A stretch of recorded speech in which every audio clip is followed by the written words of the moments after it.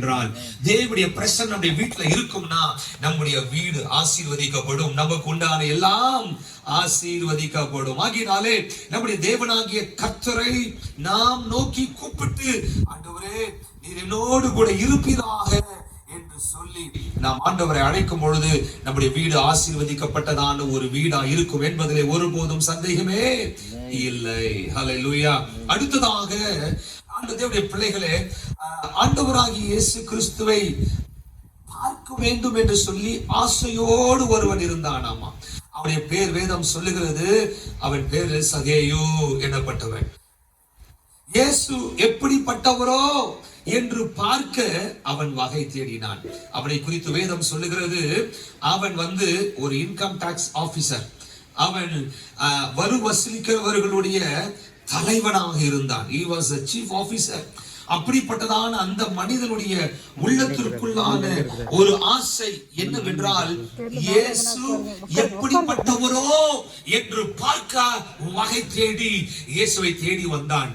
ஆனால் வசனம் சொல்லுகிறது, அங்கே கூட்டம் இயேசுவை சுற்றிலும் பயங்கரமான கூட்டம் காணப்பட்டு கொண்டிருந்தது. அவனோ குள்ளனாய் இருந்தான். குள்ளனாய் இருந்தபடினாலே அந்த கூட்டத்திற்குள்ளாக போய் இயேசுவை பார்க்க முடியாதபடிக்கு என்ன செய்தானா, இயேசப்பா வருகிறதான அந்த வழிக்கு முன்பாக ஓடி போய் காட்டத்தி மரத்தின் மேலே ஏறி அங்கிருந்து ஆகினோம் ஒரு ஏரியல் வியூல இயேசுவை பார்த்திடலாம் அப்படின்னு சொல்லி அவன் காட்டத்தி மரத்து மேலே ஏறி அங்கிருந்து பார்த்து கொண்டிருக்கும் பொழுது அவன் இருந்ததான மரத்தண்டையில இயேசு நின்று அண்ணார்ந்து பார்த்து, சகேயுவே இறங்கி வா, இன்றைக்கு உன் வீட்டிலே நான் தங்க வேண்டும் என்று சொல்லி ஏசப்பா அவனை அழைக்கிறதை நாம பார்க்க முடிகிறது. அவன் யாரும் தெரியாது, முன்ன பின்ன அவன் பேரு தெரியாது. ஆனா அவனுடைய மரத்தண்டியிலே நின்று அவன் அங்க நிக்கிறான்னு வேற யாரு அந்த மரத்து மேலதான் இருக்கிறான்னு வேற யாருக்கும் தெரியாது. அவன் ஏறி இருக்கிறான்னு தெரியாது. ஏன்னா அவரே ஒரு பெரிய ஆபீசர். என்ன சொல்லுவாங்க, டே பாத்தே ஆபீசர் மேல இருக்கிறாரான்னு இதெல்லாம் ஊரே கேலி பண்ணும். அதனால யாருக்கும் தெரியாம மறைஞ்சி உள்ள இருக்கலான்னு அவர் பாட்டுக்கு மேல ஏறி உட்கார்ந்து இருக்கிறான். ஆனா இயேசுநாதர் அங்கே அவனை பார்த்து, சகேயுவே இறங்கி வா, இன்றைக்கு உன் வீட்டிலே நான் தங்க வேண்டும் என்று சொல்லி ஆண்டவர் அவனை அழைக்கிறதை நாம பார்க்க முடிகிறது. பிள்ளைகளே, இயேசுவை அவன் மிக சந்தோஷமாய் அழைத்து கொண்டு தன்னுடைய வீட்டுக்கு போனான் என்று வசனம் சொல்லுகிறது. போகிற வழியிலேயே அவன் இயேசுவை பார்த்து சொல்லுகிறான், ஆண்டவரே நான் யாரிடத்திலே ஆகிலும் அநியாயமாய் வாங்கியிருந்தால் அதை நான் நாலத்தனையாக திரும்ப கொடுக்கிறேன் என்று சொல்லி அவன் மனம் திரும்புதலுக்குள்ளாக வருகிறதை நாம பார்க்க முடிகிறது. தேவ பிள்ளைகளே, இன்றைக்கு நான் உங்களுக்கு சொல்லட்டும், இயேசப்பா நம்முடைய வீட்டிலே வாசமாய் இருப்பாரே என்றால் நிச்சயமாகவே அவருடைய பிரசன்னத்திலே எல்லா அந்தகாரங்களும் விலகும், எல்லா காரிருள்களும் நீங்கும், எல்லா பாவங்களும் நம்மை விட்டு நீங்கும், எல்லா சாபங்களும் நம்மை விட்டு மாறும். நம்முடைய வீடு ஆசீர்வதிக்கப்பட்ட ஒரு வீடா இருக்கும். அல்லேலூயா. அவருடைய வீட்டுக்கு அவரை சந்தோஷமாய் அழைத்து கொண்டு போனான். இன்றைக்கும் இங்க வந்திருக்கிறதான உங்கள் யாவரை நான் பார்த்து சொல்லட்டும், நம்முடைய வீட்டுக்கு இயேசப்பாவை நாம் அழைக்க வேண்டும். இயேசுவே என் வீட்டுல தங்குங்கப்பா, நீங்க வந்திருக்கிற இடத்துல ஆசீர்வாதம் உண்டு, நீங்க வந்திருக்கிற இடத்துல ரட்சிப்பு உண்டு, நீங்க வருகிறதான இடத்துல பாவ பரிகாரம் உண்டு என்பதை நீங்கள் ஒவ்வொருவரும் அறிந்து கொள்ள வேண்டும். நீங்க லேசப்பா சொல்லுங்க, நீங்க வந்தீங்கன்னா என் வீட்டுல பாவ பரிகாரம் ஏற்படப்பா, நீங்க தான் பரிகாரி, பரிகரிக்க கூடியவர் நீர்தான் ஆண்டவரே என்று சொல்லி நீங்கள் ஆண்டவரை நிச்சயமாகவே மகிமைப்படுத்த முடியும். தேவனுடைய பிள்ளைகளே, இன்றைக்கு நான் உங்களுக்கு சொல்லட்டும், இயேசு கிறிஸ்து எந்தெந்த வீட்டுகளில் இருக்கிறாரோ அந்தந்த வீட்டிலே சமாதானம் உண்டு. ஏனென்றால் அவர் சமாதான பிரபு. அவர் பரிசுத்தர். நம்முடைய பாவங்களை மன்னித்து நமக்கு மோட்ச வாழ்வை அவர் கட்டளையிட அவர் வல்லவராக இருக்கிறார். இயேசுவால் தான் நமக்கு பாவ மன்னிப்பு உண்டாகிறது என்பதை நீங்கள் யாவரும் அறிந்து கொள்ள வேண்டும். என்னுடைய பிள்ளைகளே, பாவ மன்னிப்பு என்பது நம்முடைய அனைவருடைய வாழ்க்கையிலும் மிகவும் மிகவும் மிகவும் முக்கியமானது. பாவ மன்னிப்புக்காக தான் நாம் பல விஷயங்களை செய்து கொண்டிருக்கிறோம். நிறைய பேர் விரதம் இருக்கிறது எதுக்கு தெரியுமா? ஏன் விரதம் இருக்கிறோம்? ஏன் சாப்பிடாம இருக்கிறோம்? இந்த சம்பிரதாயங்கள்லாம் ஏன் பண்றோம்? இந்த சாங்கியங்கள்லாம் ஏன் பண்றோம்? ஏன்னா ஒரு பரிகாரம் வேணும். பரிகாரம் பண்ணோம் அப்படின்னு உட்காந்துருப்பாங்க. பரிகாரம் பண்றோம் பரிகாரம் பண்றோம்னு பணம் எல்லாம் போகுது, ஆனா பரிகாரம் மட்டும் தான் நடக்க மாட்டேங்குது. பரிகாரம் யார் செய்ய முடியும்? யார் பாவத்தை பரிகரிக்க முடியும்? யார் சாபத்தை பரிகரிக்க முடியும்? யார் சத்ருவை பரிகரிக்க முடியும்? நான் உங்களுக்கு சொல்லட்டும், நம்முடைய பாவங்கள் பரிகரிக்கப்பட வேண்டும் என்றால் அதற்கு எல்லா மதங்களிலும் சொல்லப்பட்டிருக்கிறதான ஒரு பொதுவான சத்தியம், ரத்தம் சிந்துதல் இல்லாமல் பாவ மன்னிப்பு கிடையாது. There is no remission of sin without the shedding of blood. ரத்தம் சிந்தப்படாவிட்டால் பாவ மன்னிப்பு ஒருவருக்கும் கிடையாது. நீங்க தலை கீழே நிக்கலாம், 40 நாள் 48 நாள் விரதம் இருக்கலாம். நான் கறி சாப்பிடாம இருக்கிறேன், மீன் சாப்பிடாம இருக்கிறேன், நான் சிகரெட் அடிக்கிறது இல்லை, நான் தண்ணி அடிக்கிறது இல்லை, கெட்ட வார்த்தை பேசுறது இல்லை, யாரை பார்த்தாலும் ராஜா ராஜா தான் கூப்பிடுறேன், நீ எப்படி வேணாலும் சொல்லிக் கொள்ளலாம். ஆனால் ரத்தம் சிந்துதல் இல்லாமல் பாவ மன்னிப்பு கிடையாது. மீதி எல்லாமே ஒரு மாயையான பூச்சிதான். நிச்சயமாகவே அது பாவ மன்னிப்புக்கு வழி வகுப்பது இல்லை. என் பாவங்கள் மன்னிக்கப்பட வேண்டும் என்றால் ரத்தம் சிந்தப்பட வேண்டும். எந்த ரத்தம் சிந்தணும்? ஆடு மாடு கோழி ரத்தத்தை சிந்தலாமா? 6 அறிவுடைய அந்த மனுஷனுக்கு 5 அறிவுடைய மிருகங்களுக்கான ரத்தங்கள் நிச்சயமாக ஈடு கொடுக்க முடியாது. அப்படின்றால் என் பாவத்திற்கு நான் ரத்தம் சிந்த வேண்டும். ஆனால் நான் ஏற்கனவே பாவியா இருக்கிறேனே, நான் பாவம் செய்திருக்கிறேனே, அப்படின்றால் என் பாவத்தை மன்னிப்பதற்கு ஒரு பரிசுத்த ரத்தம் தேவை. ஒரு சுத்தமான ரத்தம் தேவை. அப்ப யார் அந்த பரிசுத்தர்? எனக்காக ரத்தம் சிந்தக்கூடியதான இந்த பரிசுத்தர் யார் இருக்க முடியும்? பிள்ளைகளே, நான் உங்களுக்கு சொல்லட்டும், நம்முடைய எல்லாருடைய மனசாட்சி சொல்லும், இந்த உலகத்துல ஒரு பரிசுத்தமான தெய்வம் ஒருவர் இருக்கிறார்னா அவர் ஆண்டவராக இயேசு கிறிஸ்து மாத்திரமே. நிச்சயமா மற்ற சாமியுடைய கதைகளை பெண்களை வச்சுக்கிட்டு பேச முடியாது, குடும்ப பெண்களை வைத்து பேச முடியாது. அவங்க பண்ண ஒவ்வொரு கதை ஒவ்வொரு காரியத்தையும் நம்ம பண்ணா சமுதாயம் நம்மளை கல்லடிக்கும். ஆனா சாமிங்க பண்ணா மட்டும் திருவிளையாடல் அவங்க சொல்லி முடிச்சிடறாங்க. திருவிளையாடல் பண்ணினவர் அல்ல இயேசு. இயேசு பரிசுத்தர். அவருடைய பிறப்பு ஒரு பரிசுத்தம், அவருடைய வாழ்க்கை ஒரு பரிசுத்தம்.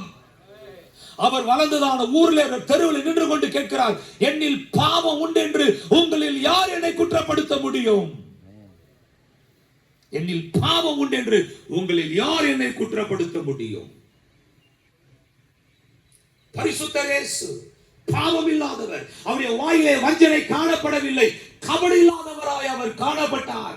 அந்த பரிசுத்தராகிய இயேசு அவர் சிலுவையிலே அடிக்கப்பட்டு ரத்தத்தை சிந்தி ஜீவனை கொடுத்தார். ஏன் அவர் சிலுவையில் அடிக்கப்பட வேண்டும்? அவர் ஏதாவது தவறு செய்தாரா? இல்லை, அவர் பாவம் செய்யவில்லை. ஆனால் நம்முடைய பாவங்களுக்காக நமக்கு ஒரு பாவ பரிகாரம் உண்டு பண்ண வேண்டும் என்பதற்காக கர்த்தராகிய இயேசு கிறிஸ்து சிலுவையிலே நமக்காக ரத்தம் சிந்தி மரித்தார். கர்த்தருடைய பிள்ளைகளே, இன்றைக்கு நான் உங்களுக்கு சொல்லட்டும், அந்த கர்த்தராகிய இயேசுவின் ரத்தம் வேதம் சொல்லுகிறது, கவனிங்க, இயேசு கிறிஸ்துவின் ரத்தம் சகல பாவங்களையும் நீக்கி நம்மை சுத்திகரிக்கும். அல்லேலூயா. இயேசுவின் ரத்தம். வேற யாருமே, ஜனமே கேளுங்க, வேற ஒருவரும் நமக்காக ஒரு சொட்டு ரத்தம் கொடுக்கலைங்க.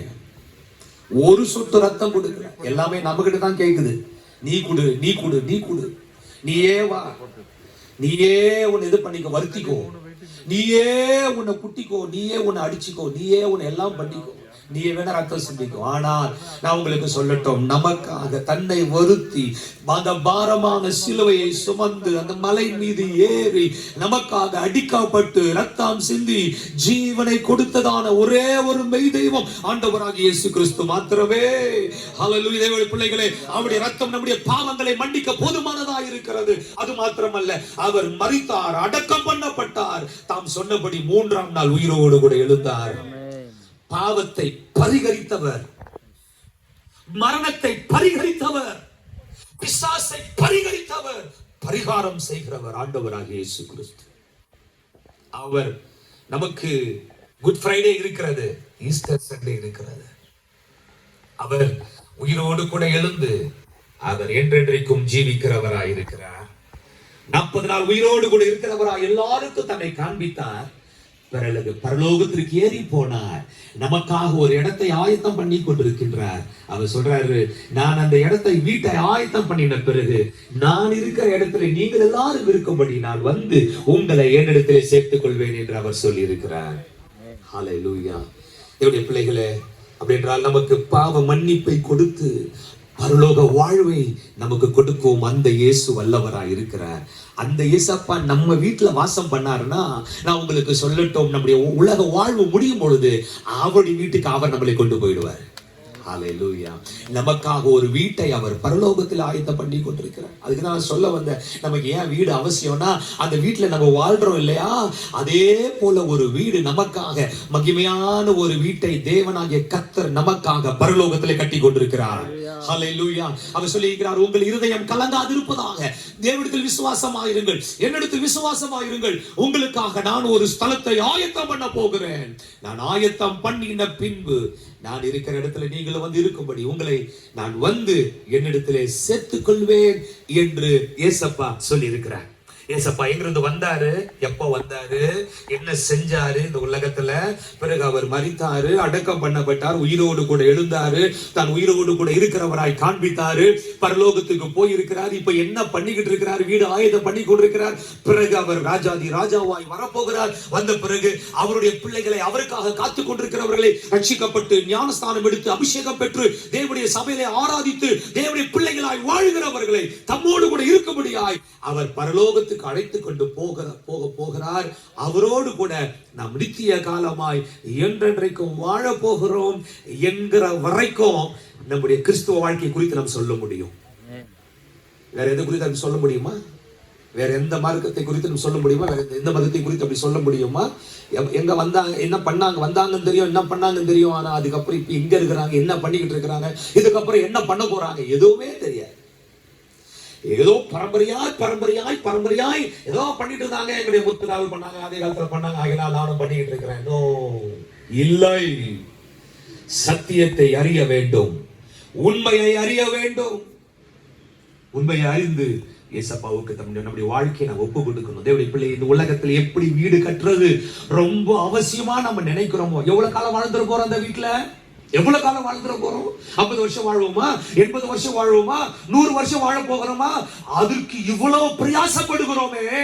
ஆனால் இந்த உலக வாழ்வுக்கு பிறகு இருக்கிறதான அந்த வாழ்வு நித்திய வாழ்வு என்றல்லவா சொல்லப்படுகிறது.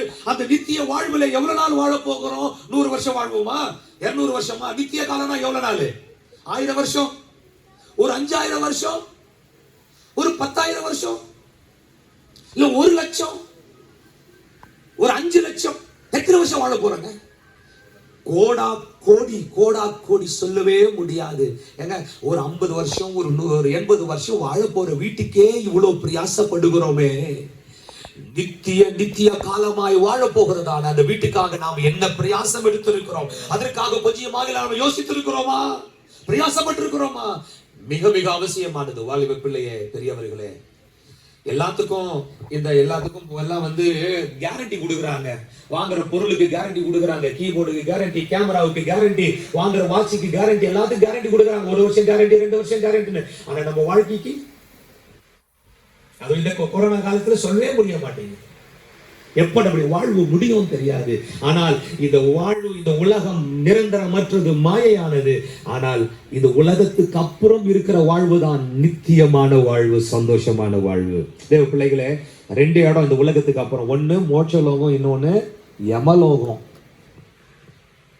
யமலோகத்துக்கு போனானா இருக்கிற மாதிரி வாழ்ந்துட்டு போயினே இருக்கலாம், பரவாயில்ல, ஒன்னும் பிரச்சனை இல்லை. போய் நித்திய காலமாய் பிசாசு கூட போராடி இருக்க வேண்டியதுதான். அங்கே நித்திய அக்கினி எரிந்து கொண்டிருக்கும். புழு, அவங்களுடைய புழு சாகாம இருக்குமாமா. அவருடைய புழுலாம் நொண்டி, ஐயோ வேதனை வேதனை வேதனை, மகா வேதனை. அந்த இடம் வேணாம் ஐயா, அந்த இடம் வேணாம்மா. நமக்காக ஒரு மகிமையான பரலோகத்தை ஏசப்பா கட்டி கொண்டிருக்கிறார். அவருடைய பிள்ளையாய் வாழ்ந்தோம், அவரை ஆராதிச்சோம்னா நாம் அவர் இருக்கிற இடத்திற்கு நாம் செல்லுவோம். அதனால இன்றைக்கு வீடு பிரதிஷ்டைக்கு வந்திருக்கிற நாம் நம்ம ஏசப்பாவுக்கு ஒப்பு கொடுப்போம். ஏசப்பா, எனக்காக ஒரு வீட்டை நீங்க பரலோகத்தில் ஆயத்தம் பண்ணி கொண்டிருக்கிறீங்க. அந்த வீட்டுக்குரியதான பிள்ளையா என்னை மாற பண்ணுங்க. இந்த வீட்டுல நீங்க என்னோடு கூட வாசம் பண்ணுங்க என்று அருமையான சிஸ்டர் அவங்க சொல்லுகிற பிரகாரமாக நாம் எல்லாருமே ஏசப்பா பார்த்து சொல்லுவோம், ஏசப்பா எங்க வீட்டுல வந்து நீங்க வாசம் பண்ணுங்க, உங்க பிள்ளையா எங்களை ஏற்றுக்கொள்ளுங்க, நம்முடைய சாட்சிகளா எங்களை நிறுத்துங்க. ஆண்டவரே, எங்கள் வாழ்நாள் எல்லாம் உம்முடைய பிள்ளைகளாய் நாங்கள் வாழ்ந்து இந்த உலகத்தை விட்டு கடந்து வரும்பொழுது உம்முடைய வீட்டிலே நாங்கள் நித்திய காலமாய் உம்மோடு கூட ஜீவிக்க எங்களுக்கு அருள் புரிவீராக. கண்களை மூடுவோமா? நம்மளை தாழ்த்தி தேவனுடைய கரத்தில் ஒப்பு கொடுப்போம், ஜெபம் செய்வோம். ஹalleluya. Thank you Father. நன்றி இயேசுவே, நன்றி இயேசுவே, நன்றி இயேசுவே, நன்றி இயேசுவே, நன்றி இயேசுவே. உம்மை ஸ்தோத்திரிக்கிறோம் தகப்பனே. உம்முடைய கிருபைக்காய் நன்றி செலுத்துகிறோம். உம்முடைய தயவுக்காக உமக்கு நன்றி இயேசையா. எங்களை வழி நடத்துகிறவரே உமக்கு நன்றி. அவர்கள் நமக்காக ஜெபிப்பார்கள். ஹalleluya. ஸ்தோத்திரம் ராஜாவே, ஸ்தோத்திரம் ஸ்தோத்திரம் ஸ்தோத்திரம் ஸ்தோத்திரம். எல்லாரும் நம்ம ஸ்தோத்திரம் பண்ணலாமா? ஆண்டவரே, நாங்கள் உம்மை துதிக்கிறோம் ராஜா. அப்பா, இந்த பகல் வேளையிலே தேவனாகிய கர்த்தரை நாங்கள் நோக்கி பார்க்கிறோம் ராஜா. சகேயு எப்படி ஆண்டவரே உமக்கு இடம் கொடுத்தாரோ, இதோ அந்த வீட்டுக்கு நாங்களும் ஆண்டவரே எங்கள் வீட்டுக்கு ராஜா, அப்பா அந்த சகோதரனுடைய வீட்டுக்கு தகப்பனே நாங்கள் இடம் கொடுக்கிறோம். இந்த வீட்டுல ராஜாதி ராஜா நீங்க தங்க வேண்டும் என்று நாங்கள் செபிக்கிறோம் ராஜா.